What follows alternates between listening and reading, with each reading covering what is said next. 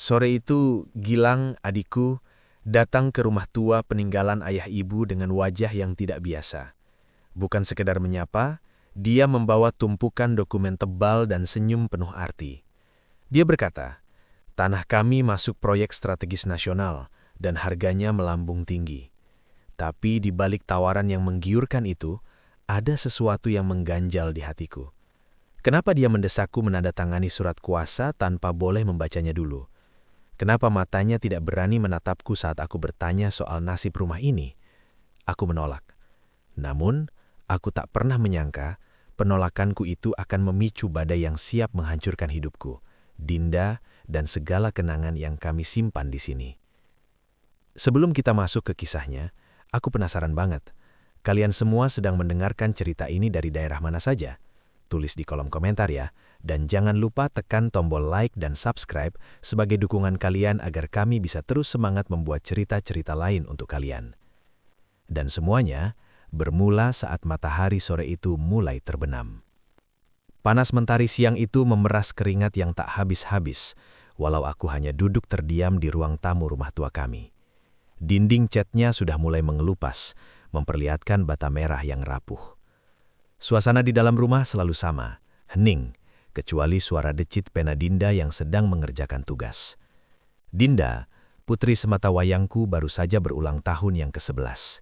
Dia duduk di lantai ubin yang sudah retak, fokus dengan bukunya. Aku memandangnya dengan rasa campur aduk antara bangga dan sesak di dada. Sejak istriku meninggal dunia 5 tahun lalu, hanya kami berdua yang menghuni rumah peninggalan orang tuaku ini. "Yah, Dinda minta uang jajan ya?" Suaranya membuyarkan lamunanku. Aku tersentak. Aku merogoh saku celanaku yang lusuh. Hanya ada beberapa keping logam di sana. Jumlahnya bahkan tak cukup untuk membeli 1 es krim keliling. "Nanti ya nak, ayah baru dapat uang les nanti malam," ujarku pelan berusaha tersenyum. Dinda mengangguk. Tak banyak protes. Dia terlalu mengerti untuk anak seusianya. Dia tidak pernah minta mainan mahal atau baju baru. Dia hanya ingin rumah ini terasa lebih hidup, seperti punya teman sebaya seusianya. Di luar, sepeda motor tua milikku terparkir di halaman rumput liar. Aku, mantan guru honorer SD, kini mengandalkan pendapatan dari mengajar les privat anak-anak tetangga. Penghasilannya pas-pasan, hanya cukup untuk makan sehari-hari dan biaya sekolah Dinda. Aku memandang sekeliling ruang tamu. Meja jati ukiran ayahku, foto hitam putih nenek kakek di dinding, dan pintu kayu yang berbunyi krek setiap dibuka. Semua ini terasa begitu berat, namun juga menjadi satu-satunya tempat aku bisa menarik napas panjang. Tapi di balik kehangatan kenangan yang melekat pada setiap sudut rumah ini, ada sesuatu yang mengganjal, sesuatu yang datang bersama hembusan angin sore hari ini. Tiba-tiba, suara klakson motor yang keras menggelegar memecah keheningan, membuat jantungku berdegup kencang. Suara klakson tadi ternyata berasal dari motor gede hitam mengkilap yang kini parkir miring di halaman rumputku. Aku mengenali sosok yang turun dari sana seketika. Gilang, adikku sendiri. Penampilannya jauh berbeda denganku. Ia mengenakan kemeja batik mahal dan jam tangan emas yang menyilaukan mata. "Mas Pras, lama tak sua bro," serunya riang sambil mendekat dengan tangan terbuka. Aku berdiri ragu, menyambut uluran tangannya.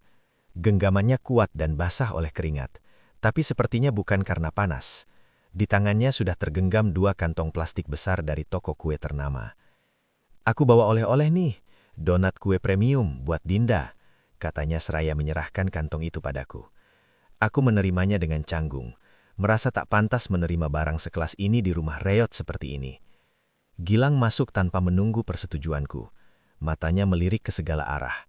Aku tahu persis apa yang sedang ia pikirkan.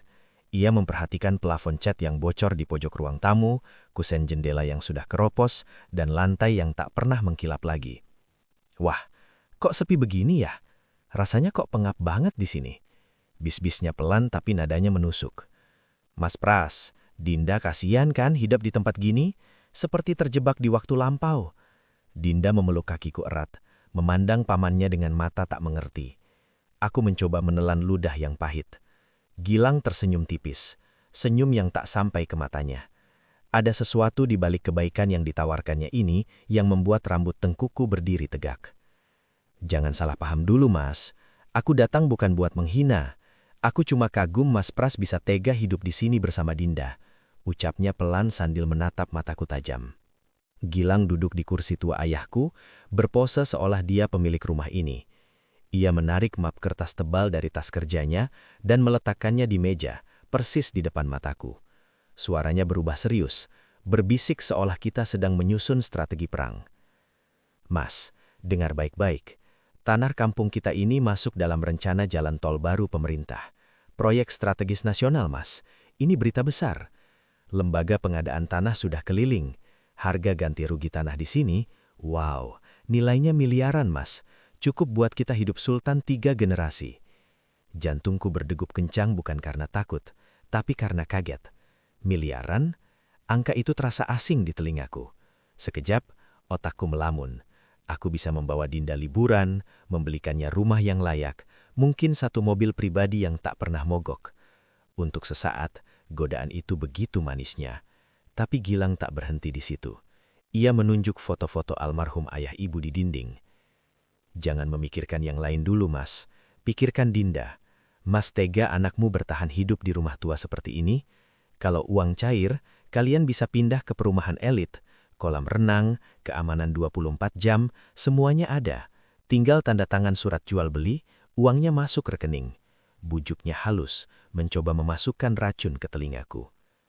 Tawa kecil Dinda dari luar membuyarkan lamunanku. Aku menatap uang yang digambarkan oleh Gilang, lalu menatap sudut ruang tamu tempat ayahku biasa merokok. Ada yang salah di sini. Ada yang salah sekali. Aku menarik nafas panjang, mencoba menyejukkan dada yang sesat. Tatapan Gilang yang penuh harap berubah jadi gusar saat aku gelengkan kepala perlahan. Maaf Gilang, aku tidak bisa. Ujarku pelan tapi tegas. Bukan soal uangnya. Rumah ini bukan sekedar bata dan semen. Ini satu-satunya benda nyata yang masih tersisa dari bapak dan ibu. Kalau ini jual, lalu apa? Dinda gak akan punya tempat untuk ngenang masa kecilnya. Gilang tertawa kecil, sinis. Mas Pras, nostalgia gak bisa buat bayar SPP Dinda kok. Mas gila ya? Miliaran rupiah. Kita bisa bangun rumah baru yang lebih bagus, lebih megah dari yang ini. Kenapa Mas harus keras kepala mempertahankan gubuk ini? Aku menatap matanya langsung, tanpa berkedip. Karena tanah ini darah daging kita, Gilang. Ayah dan ibu mati-matian kerja di tanah ini. Melunasi tanah ini sampai nafas terakhir. Menjualnya sama saja dengan menjual kepercayaan mereka kepadaku. Mereka titip rumah ini bukan buat dijadikan uang receh, tapi buat pelindung keluarga kita. Wajah Gilang memerah, urat lehernya menonjol. Namun tiba-tiba, ekspresi marahnya berubah menjadi dingin dan penuh perhitungan. Dia mendekat, suaranya menurun jadi berbisik. Baiklah Mas, kalau itu pendirianmu soal jual beli, aku hormati. Tapi Mas sadar gak, kalau tanah ini data warisnya berantakan. Bapak ninggal tanpa wasiat resmi. Kalau nggak segera diurus administrasinya ke kelurahan, bukan cuma kita yang nggak bisa ganti rugi kalau ada proyek. Tanah ini bisa dicabut negara atau tetangga karena dianggap tak terurus. Kita cuma sedarah, Mas. Jadi aku khawatir aja. Aku terdiam. Ancaman terselubung itu menusuk lebih dalam daripada tawaran uang. Beberapa hari berselang sejak perdebatan itu, suasana di rumah kami kembali dingin dan sepi. Gilang tidak muncul lagi, dan aku merasa sedikit lega. Namun kedamaian itu pecah ketika sore itu dia kembali lagi, tapi kali ini tanpa senyum ramah. Wajahnya terlihat tegang, sibuk menatap layar ponselnya sambil sesekali mendecak. Mas, aku bawa surat ini dari lurah. Seraya menyerahkan selembar kertas dan sebuah pena. Ini surat kuasa pengurusan data tanah. Mas tinggal tanda tangan di sini, nanti biar aku yang urus segala beresnya di kantor kelurahan dan BPN. Supaya tanah aman atas nama Mas dan Dinda. Kita gak mau kan, tanah warisan hilang cuma karena urusan kertas segelintir? Aku menatap kertas itu. Isinya hampir kosong. Hanya ada garis-garis tanda tangan di bagian bawah dan judul di kop surat yang terlihat resmi. Gilang, ini kosong. Maksudnya apa? Gilang desis pelan, berpura-pura sabar menghadapi kakaknya yang bodoh soal administrasi. Memang begitu prosedurnya, Mas. Biar aku fleksibel ngurus di instansi. Kita kan sibuk, Mas. Lagi pula ini buat keamanan tanah kita sendiri, bukan buat dijual. Apakah Mas ragu sama adikmu sendiri? Mau sampai kapan tanah ini berstatus abu-abu? Kata-kata keamanan tanah dan tanah abu-abu berhasil melumpuhkan pertahananku. Aku bukan penanda tangan surat jual, aku hanya penjaga rumah yang ingin rumahnya aman. Karena dia adikku, karena dia satu-satunya saudara yang tersisa, aku menurut. Aku mengambil pena, lalu dengan tangan agak gemetar, menandatangani kertas itu. Di saat itu aku tidak sadar, tanda tanganku adalah kunci yang membuka pintu neraka bagi keluargaku sendiri. Gilang menyimpan kertas itu cepat-cepat, sebuah senyum licik mengembang di wajahnya. Terima kasih mas, tenang, biar aku yang urus semuanya. Malam itu udara terasa sangat dingin. Aku duduk di teras, mencoba menenangkan diri setelah penandatanganan itu. Di kejauhan, aku melihat keremangan lampu depan rumah Pak Bambang, tetangga sebelah yang biasanya mengunci rapat pintu menjelang maghrib. Entah kenapa malam ini dia masih terjaga. Tiba-tiba Pak Bambang berjalan mendekat, langkahnya tergesa-gesa. Wajahnya penuh keringat padahal cuaca sejuk. Mas Pras, Mas Pras, panggilnya berbisik, suaranya gemetar. Aku langsung berdiri, merasakan ketidaknyamanan. Ada apa Pak? Pak Bambang menelan ludah, matanya melirik ke arah jalan raya yang gelap gulita. Tadi sore, aku lihat sesuatu. Gilang, adikmu itu. Dia ketemu dengan orang-orang asing di depan gapura. Mereka naik mobil hitam kaca gelap, bajunya seragam hitam-hitam. Ada juga yang pakai jaket tebal kayak preman. Mereka ngobrol lama, Mas. Aku dengar mereka bicara soal bersih-bersih lahan. Jantungku berdegup lebih kencang. Bersih-bersih lahan. Pak, jangan mengada-ada. Mungkin itu teman bisnisnya. Tidak, Mas. Lihat saja nanti, desak Pak Bambang. Matanya tajam karena penasaran bercampur rasa takut. Aku mantan pegawai kenotariatan, Mas. Aku tahu cara orang bicara kalau mereka mau menipu. Cara mereka lihat ke arah rumahmu, itu bukan cara orang yang sedang berkunjung. Hati-hati, Mas Pras. Jangan sampai kamu jadi bulan-bulanan. Aku tertawa kecil, mengabaikan kekhawatirannya. Ah, Pak Bambang kebanyakan nonton film. Gilang itu adikku kandung. Mana mungkin dia mau nyakiti aku. Dia yang minta tolong ngurus administrasi tanah biar aman. Aku menepuk Pak Bambang pelan, mencoba meyakinkan diriku sendiri. Tenang saja Pak, gak ada yang bakal berubah. Pak Bambang menggeleng pelan, wajahnya penuh rasa iba. Kalau begitu aku cuma bisa ngomong segini. Jangan salahkan aku kalau nanti banyak orang datang, Mas. Dia pun berbalik dan pergi menjauh, meninggalkanku dengan kebisingan jangkrik malam yang tiba-tiba terasa sangat mengancam. Beberapa hari berlalu sejak pertemuan dengan Pak Bambang, dan hidupku kembali seperti sedia kala. Aku mengajar les, Dinda sekolah, dan Gilang tidak lagi muncul untuk mengganggu ketenanganku. Aku merasa lega, mengira surat kuasa itu memang sedang diproses secara baik-baik oleh adikku di kantor-kantor pemerintahan. Namun di luar jangkauanku, ada roda yang berputar cepat. Di sebuah warung kopi di ujung kota, Gilang duduk berhadapan dengan Aibtu Heru. Mereka berbisik pelan, kepala hampir menempel. Sudah beres semua, Heru? Tanya Gilang dengan suara yang penuh gemas. Aibtu Heru menyeringai, menyerahkan satu berkas map tebal berisi dokumen. Tenang saja, tanda tangan Mas Pras sudah kita tempel di surat jual beli yang baru. Sah di mata hukum. Lurah sudah diatur, saksi-saksi pun sudah bayar lunas. Tinggal nunggu tanggal eksekusi saja. Gilang tertawa pelan, tawanya terdengar seram sambil membolak-balik dokumen itu. Ternyata mudah juga mengakali kakakku yang tolol itu. Dia kira dia menandatangani surat keamanan, padahal dia baru saja menjual rumahnya sendiri. Sementara itu di rumah, aku sedang menyiapkan nasi goreng untuk Dinda. Aku tersenyum melihatnya tertawa kecil menonton kartun di TV tabung yang bergambar buram. Aku merasa tenang, percaya bahwa segala urusan tanah akan beres. Aku tidak tahu kalau di saat yang sama, kakiku sedang ditarik untuk masuk ke lubang yang sangat dalam. Aku tidak tahu kalau di atas meja Aibtu Heru, nasib keluargaku sedang dijual mati-mati. Kejahatan itu sedang dirapikan rapi, menunggu waktu yang tepat untuk meledak. Subuh itu belum sepenuhnya terang. Langit masih berwarna abu-abu kusam. Dan biasanya satu-satunya suara yang terdengar hanyalah kokok ayam tetangga dan angin yang menyapu daun pohon mangga di halaman. Aku masih terbaring lelah di kasur kapuk ruang tengah, berusaha menarik sisa-sisa tidur yang hangat. Tiba-tiba, suara bising yang mengguntur menghancurkan keheningan pagi itu. Drrrrt, drrrrt, drrrrt. Suara mesin diesel yang berat, suara besi bergesekan dengan aspal dan tanah. Dinda yang tidur di sisiku terbangun dengan kaget, matanya melotot penuh rasa takut. Ayah, suara apa itu? Aku langsung duduk, jantungku berdegup kencang tanpa sebab. Aku melompat bangun dan berlari menuju jendela depan. Yang kulihat membuyarkan semua akal sehatku. Di halaman rumah, 2 alat berat backhoe berwarna kuning sudah parkir dengan angkuh. Pagar kayu bambu yang biasa kukawal sudah dirusak berantakan, tergeletak di tanah seperti kayu bakar. Dan bukan hanya mesin, di tengah keributan itu ada sekitar 10 orang laki-laki bertubuh kekar. Mereka memakai jaket hitam, tidak ada seragam, hanya wajah-wajah garang yang menatap rumahku dengan tatapan lapak. Mereka tidak memukul, tidak berteriak, tapi kehadiran mereka sendiri sudah merupakan teror yang cukup besar.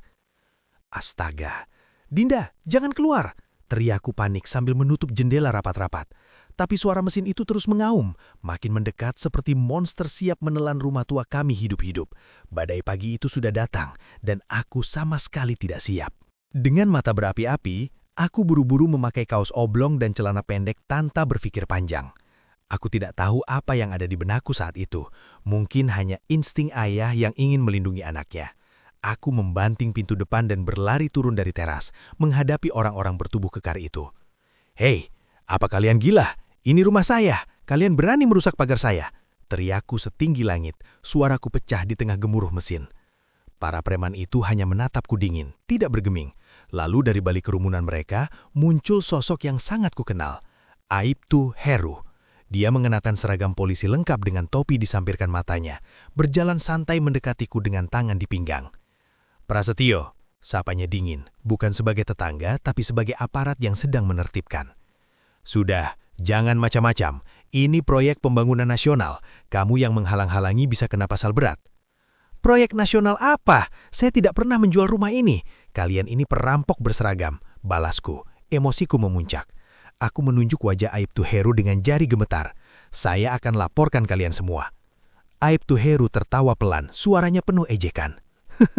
"Lapor? Siapa yang mau kamu laporkan? Kami yang berwenang di sini." Dia memberi isyarat dengan tangannya dan 2 orang preman langsung merapat mencengkram kedua lenganku kuat-kuat hingga aku nyaris berteriak sakit. "Lepaskan! Lepaskan saya!" Aibtu Heru mengeluarkan selembar surat dari saku celananya, menjentikkannya tepat di wajahku. "Ini bukti akte jual beli tanah ini dengan tanda tanganmu sendiri, Pak Guru. Kamu sudah sah menjual tanah ini ke pembeli yang sah, tapi sekarang pura-pura lupa dan menghalang-halangi petugas. Kamu tersangka penipuan dan wan prestasi."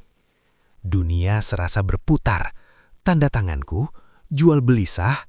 Aku hanya bisa terdiam, mulutku ternganga tak mampu berkata apa-apa saat dia menempelkan borgol di pergelangan tanganku yang menakitkan. Sistem yang seharusnya melindungiku kini justru membelengguku. Kakiku terasa berat sekali bagai disemen di tanah saat mereka menyeretku menjauh dari teras. Dinda yang bersembunyi di balik pintu tak kuasa menahan tangisnya. Berlari dengan kepala kosong, dia memeluk kakiku yang sedang diborgol. "Ayah, ayah jangan pergi. Mereka mau bawa ayah kemana?" teriaknya sambil menggigil, air mata membasahi pipi merahnya karena terlalu menangis. Hatiku remuk melihatnya, tapi aku tak bisa berbuat apa-apa. Tanganku terikat, mulutku terbungkam oleh ketidakberdayaan. "Tenang nak, ayah cuma pergi sebentar ke kantor polisi, nanti ayah pulang lagi." Bisikku berbohong, berusaha tersenyum walau wajahku pasti penuh rasa sakit. "Aku tidak percaya ayah, mereka jahat ayah, Dinda takut sendirian." Pekik Dinda histeris, tapi tangannya terlepas saat preman itu mendorong aku kasar ke dalam mobil hitam Aibtu Heru. Aku melihat melalui kaca jendela yang gelap. Bu Siti, pembantu kami yang hanya numpang tinggal, berdiri di teras dengan wajah pucat pasi. Dia menutup mulutnya, menangis tanpa suara, tak berani melawan orang-orang berwajah garang itu. Pintu mobil ditutup keras, menguncikan aku dari dunia luar. Pemandangan terakhir yang kusaksikan adalah Dinda yang terjatuh berlutut di tanah berdebu, meratapi rumah tua kami yang kini dikuasai orang asing. Mobil melaju kencang meninggalkan mereka, meninggalkan aku dalam keheningan yang mencekam, membawaku menuju tempat yang tak ku ketahui. Sel penjara ini dingin dan bau anyir. Bau itu bukan hanya bau keringat atau jamur, tapi bau keputusasaan yang menempel di dinding-dinding pembatas sel. Inilah pertama kalinya aku masuk ke tempat seperti ini. Sebagai mantan guru yang taat hukum, sel penjara hanya ada di cerita-cerita atau di berita yang aku baca sambil minum kopi hangat. Kini, aku jadi bagian dari statistik di dalamnya. Aku duduk di tikar tipis yang kasar, memeluk lutut. Mataku menatap besi berkarat yang membatasi kami dari dunia luar. Sunyi, terlalu sunyi sampai aku bisa mendengar detak jantungku sendiri yang tidak beraturan. Setiap 2 jam, jendela kecil di pintu sel dibuka sebentar oleh sipir yang lewat memeriksa apakah aku masih hidup atau sudah gila. Di sel seberang terkadang terdengar suara orang tertawa atau menjerit, suara-suara yang membuat bulu kudutku berdiri. Aku merenung, bertanya pada diriku sendiri, di mana letak kesalahanku? Apakah karena terlalu percaya pada adikku? Apakah karena terlalu bodoh untuk mengerti hukum? Ataukah memang nasibku sudah begini dari lahir? Rumahku diambil, kehormatanku diinjak, dan sekarang Dinda tinggal sendirian tanpa pelindung. Rasa bersalah memakan hatiku pelan-pelan, lebih pedih daripada rasa lapar yang mulai menggerogoti perutku. Aku merasa sendirian, terdampar di lautan ketidakadilan yang tak ada ujungnya. "Ada tamu untukmu, Blok," teriak sipir sambil membuka besi pintu selku. Kabut putus asa sedikit tersingkap saat kulihat wajah Gilang di balik kaca ruang kunjungan. Dia membawa plastik makanan dari restoran mahal, wajahnya penuh ekspresi prihatin yang terasa begitu palsu. Aku duduk di kursi besi dingin, mengambil telepon yang disambungkan. "Mas Pras, keadaanmu bagaimana?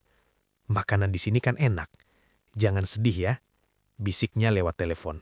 Matanya melirik ke arah sipir yang berdiri jaga. Aku menatapnya dingin. "Aku tidak butuh makananmu, Gilang. Apa maksudmu menempatku di sini?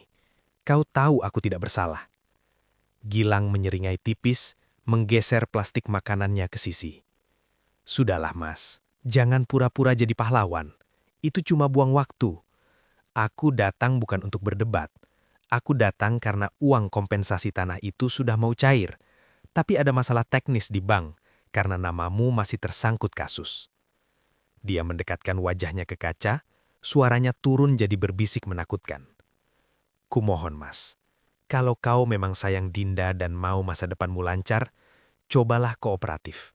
Terima saja perjanjian itu. Kalau kau terus berkeras kepala, kau tidak akan pernah keluar dari sini. Kau akan mati di sini, dan Dinda akan jadi pengemis." Rasanya darahku mendidih. Jantungku berdebu bukan karena takut, tapi karena muak yang tak tertahankan. Di hadapanku, bukan adik kandung yang dulu kupeluk saat menangis jatuh dari sepeda. Ini adalah monster yang sudah mengenalkan kainnya sendiri demi secerik kertas bernilai rupiah. "Kau gila, Gilang. Kau sudah kehilangan akal sehatmu." Geramku, tangan mengempal kuat. Gilang tertawa pelan, bangkit dari kursi. "Gila? Atau Mas yang terlalu bodoh melihat peluang? Pikirkan lagi, Mas. Nasib Dinda ada di genggamanmu." Dia meninggalkanku begitu saja, meninggalkan bau mewah parfumnya yang bercampur dengan bau penjara busuk. Di saat itulah, aku sadar. Pertalian darah di antara kami sudah putus. Total. Makan siang di penjara adalah waktu yang paling menyedihkan. Nasi yang lengket dan lauk ikan asin yang sangat asin membuatku tak punya selera. Aku menyendiri di pojok aula beton, mengaduk nasiku sambil melamun tentang Dinda. Apakah dia sudah makan? Siapa yang menemani dia tidur malam ini? "Halo, Pak." Suara bariton itu mengganggu lamunanku.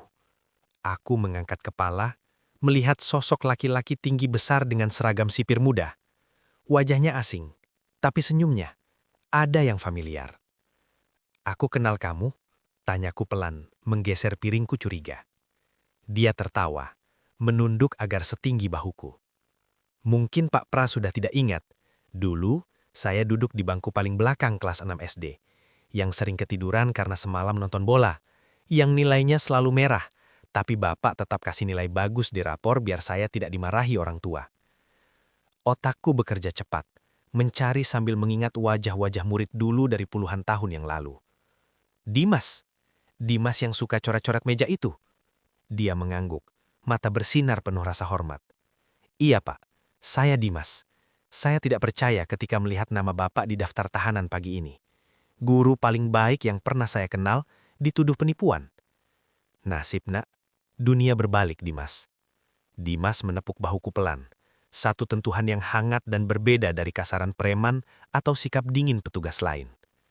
"Tenang, Pak. Saya cuma sipir baru, tapi saya akan coba cari tahu info kasus ini dari penyidik senior. Ada yang tidak beres dengan berkas Bapak. Saya tidak akan lupa jasa Bapak yang sudah menyelamatkan saya saat hampir putus sekolah dulu." Dia berbalik pergi, menyusun barisan tahanan lain. Aku menatap punggungnya, merasa sesak di rongga dadaku sedikit terurai. Mungkin Tuhan belum meninggalkanku sepenuhnya. Cahaya kecil mulai menyala di tempat paling gelap ini. 3 hari kemudian, Dimas kembali lagi. Kali ini bukan membawa nasi, tapi senyum tipis yang berarti. Dia menghampiriku saat jam bebas kerja di halaman, pura-pura memeriksaku. Tak, tadi malam saya sempat ngobrol sama Pak Sahudi. Dia masih di kantor sebelah, urus kecil-kecilan. Bisiknya cepat sambil melirik ke sekeliling. Saya bilang ada guru saya yang kena fitnah. Dia langsung mau bantu, Pak. Katanya dia butuh kasus viral buat naik kelas. Tapi dia juga benci penipuan. Sahudi. Nama itu membuyarkan lamunanku. Teman satu kos saat kita sama-sama muda. Sama-sama miskin dan sama-sama berjuang menyelesaikan skripsi sambil kerja serabutan.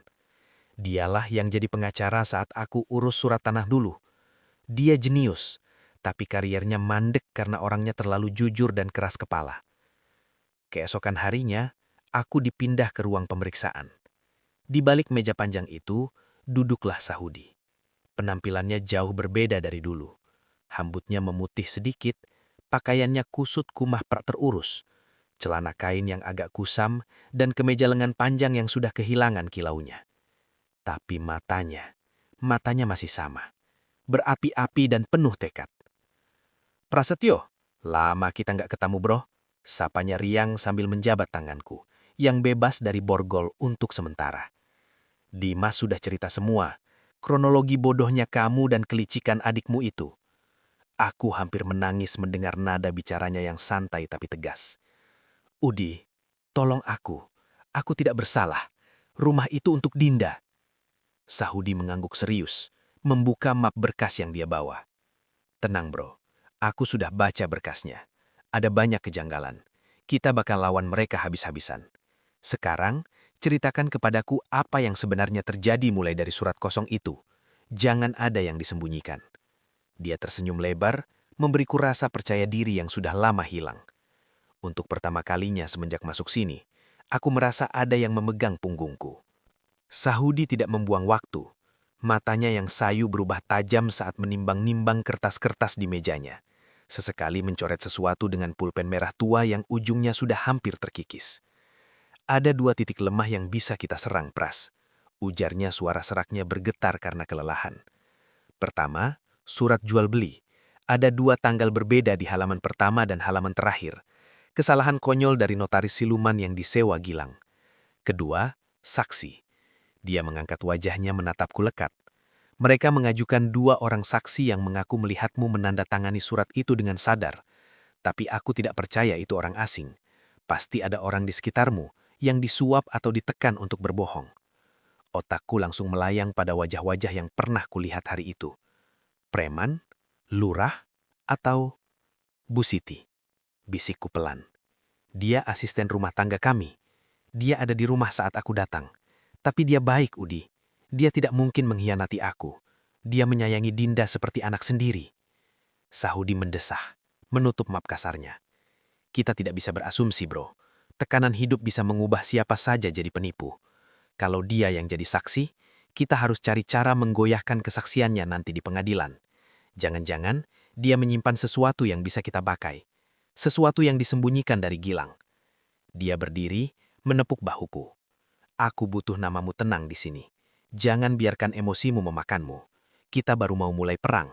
Hari sidang tiba. Suasana di ruang sidang pengadilan negeri sangat berbeda dengan bayanganku saat masih kecil. Dingin, formal, dan bau parfum mahal bercampur dengan bau kertas lama. Aku duduk di kursi pesakitan, mengenakan kemeja putih kusam yang kupinjam dari Sahudi, dengan borgol di kaki yang berat. Di seberang, duduk Gilang. Penampilannya sempurna. Setelan jas hitam, rambut disisir licin ke belakang, dan duduk di samping pengacara berwajah elok yang biayanya pasti jutaan rupiah sekali duduk. Mereka tertawa kecil, sesekali melirikku dengan tatapan sinis. Sidang dimulai, teriak hakim ketua yang memukul palu. Jaksa penuntut umum bangkit dengan percaya diri. Yang ia lakukan pagi itu melempar tuduhan satu persatu seperti batu yang tajam, mencoba membungkamku dengan kebohongan yang sudah mereka susun rapi. Yang terhormat, terdakwa telah melakukan tindak pidana penipuan dan penggelapan jual beli tanah, seru jaksa, suaranya menggema. Terdakwa sudah menandatangani akta jual beli tanah tersebut secara sadar dan sah di depan saksi-saksi, menerima komitmen fee dari pihak pembeli melalui saudaranya, Gilang. Namun, karena ketamakannya dan sifat culasnya, terdakwa kemudian mengingkari transaksi tersebut. Ia berdalih tidak pernah menjual, padahal kertas hitam di atas putih sudah ditandatanganinya sendiri. Aku bisa mendengar bisik-bisik penonton di ruang sidang yang percaya omongannya. Masa guru kok begitu sih? Pengkhianat. Gilang menyembunyikan senyumnya di balik tangan, pura-pura menutup mulut terkejut seolah-olah dia adalah korban yang ikut dirugikan. Sahudi yang duduk di sebelahku terlihat tenang, tapi aku tahu tangannya yang ada di bawah meja mengekal kuat. Ini pertempuran pertama, dan pasukan mereka lebih lengkap dan lebih siap. Saya minta izin memanggil saksi pertama yang mulia, sahut pengacara Gilang dengan nada menantang. Saksi kunci yang menyaksikan momen penandatanganan tersebut. Pengacara Gilang menunjuk ke arah kursi saksi. Dari pintu masuk, muncullah Pak Bambang, tetanggaku, mantan pegawai kenotariatan yang dulu mengingatkanku soal preman. Aku menatapnya dengan mata membelalak. Apakah dia juga berkhianat? Pak Bambang duduk dengan tegang, memegang kitab suci dengan tangan gemetar saat akan bersumpah. Saya bersumpah akan berkata jujur. Mengakuilah Pak Bambang, seru pengacara Gilang suaranya menggema. Apakah betul Anda melihat terdakwa Prasetyo menandatangani surat jual beli tersebut dengan sadar dan tanpa paksaan di rumahnya? Bukankah transaksi itu berjalan lancar dan disaksikan Anda? Ruangan sidang hening seketika. Tatapan Pak Bambang beralih ke arah Gilang, lalu ke arahku. Ada rasa takut, tapi juga rasa sesal di matanya. Dia menelan ludah, lalu menatap hakim dengan suara pelan namun tegas. Tidak, saya tidak melihat Prasetyo menandatangani surat jual beli. Sorakan kejutan mengalir di ruang sidang. Wajah Gilang berubah drastis menjadi merah padam. Pak, Anda menyatakan di berita acara pemeriksaan di polisi bahwa Anda melihat transaksi itu. Anda bersumpah, bentak pengacara Gilang kalang kabut. Pak Bambang menarik napas dalam-dalam. Suaranya makin lantang. Saya diinterogasi Aibtu Heru sampai larut malam. Saya ketakutan, tapi saya tidak mau lihat tetangga sendiri di penjara karena kebohongan. Yang saya lihat adalah Prasetyo menandatangani kertas kosong atas permintaan adiknya. Prasetyo pikir itu surat kuasa urus tanah, bukan jual beli. Pak Bambang berdiri, menunjuk jari ke arah Gilang. Dan setelah Prasetyo tanda tangan, saya justru melihat Gilang bertemu orang-orang asing berjam-jam, bukan petugas pemerintah. Mereka adalah preman yang disewa pengembang untuk mengusir Prasetyo agar tanah itu bisa diambil alih. Gilang berdiri tiba-tiba, kursinya terbanting. Ini bohong, dia pendusta. Hakim, ini fitnah, teriaknya hilang kendali. Duduk, bentak hakim sambil memukul palu berkali-kali. Hakim akan mencatat pernyataan saksi ini sebagai bahan pertimbangan. Sahudi menepuk pahaku pelan, tersenyum tipis. Pertahanan mereka mulai retak, kebohongan soal proyek pemerintah mulai terkuak. Suasana berubah drastis. Pengacara Gilang tampak gelisah, keringat bercucuran di dahinya. Mereka mencoba menggoyahkan Pak Bambang dengan pertanyaan-pertanyaan jebakan soal kapasitasnya. Namun Sahudi sigap membela. Sebagai mantan pegawai kenotariatan, Pak Bambang punya mata tajam untuk urusan detail administrasi, sesuatu yang di luar dugaan pengacara bayaran itu. Ketegangan di ruang sidang mencapai puncaknya saat pihak Gilang mulai kehabisan strategi. Di tengah hening yang menggantung, Sahudi berdiri dengan mantap. Yang mulia, kami ingin menghadirkan saksi berikutnya. Seseorang yang menyaksikan seluruh kronologi kejadian bukan dari sisi hukum, tapi dari hati yang paling polos. Dari pintu masuk, muncullah sosok mungil yang kukeluh erat sebelum aku ditangkap. Dinda. Dia mengenakan seragam sekolahnya yang agak kebesaran, berjalan gontai menuju kursi saksi di tengah ruangan yang megah dan menakutkan itu. Tangannya memegang ujung rok seragamnya dengan gugup. Jantungku berdegup kencang. Ini terlalu berat untuknya. Namun Dinda menatapku lekat. Lalu bertoleh ke arah Gilang yang ada di seberang. Dengan suara kecil tapi lantang, dia mulai berbicara.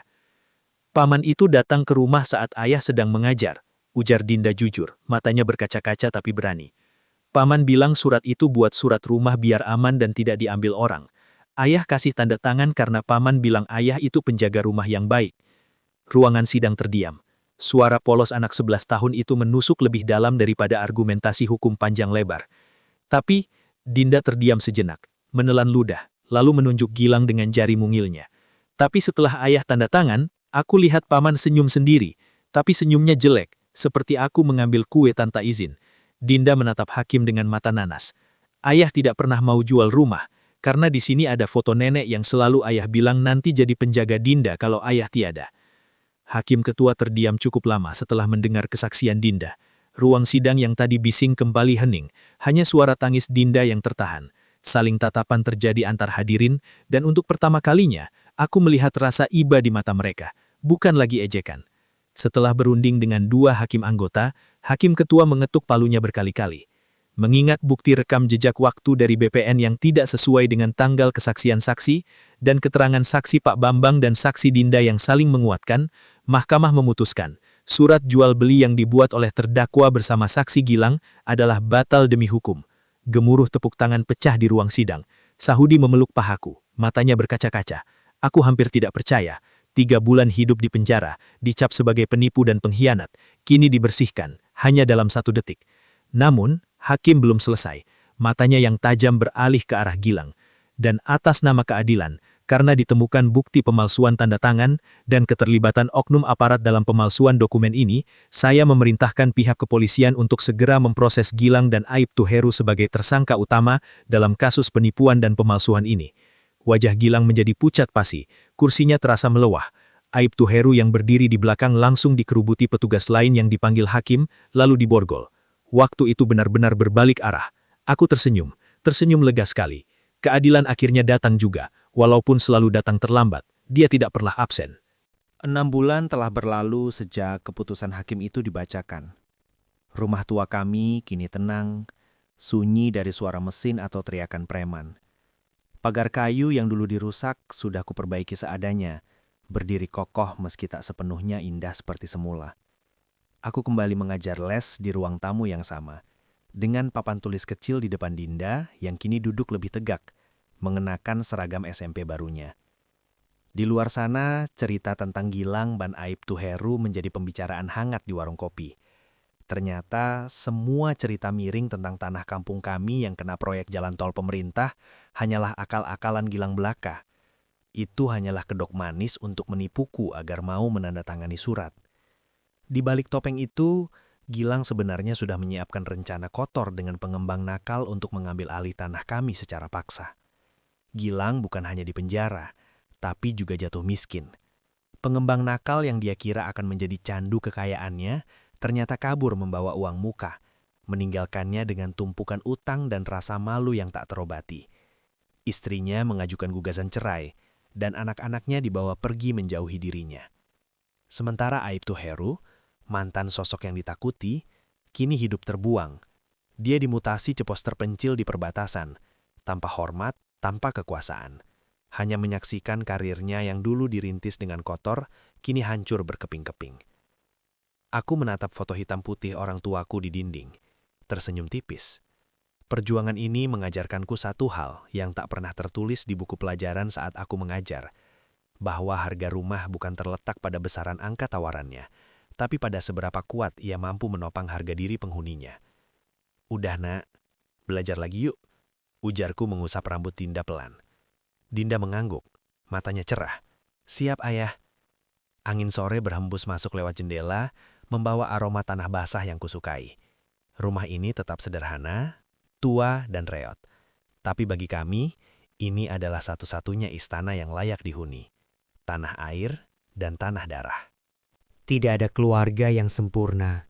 Terkadang ujian terberat datang bukan dari orang asing, melainkan dari orang terdekat yang kita sayangi. Kisah ini mengajarkan bahwa menjaga kejujuran memang berat, tapi menjualnya demi keuntungan duniawi akan meninggalkan luka yang lebih dalam. Rumah atau harta bisa hilang, tapi harga diri dan integritas adalah satu-satunya warisan yang tak pernah bisa dirampas siapapun. Nah, kalau berada di posisiku, apakah kalian akan tetap memaafkan orang yang sudah menghancurkan kepercayaan sepenuhnya, atau membiarkannya menanggung semua konsekuensi perbuatannya? Aku penasaran dengan pendapat kalian.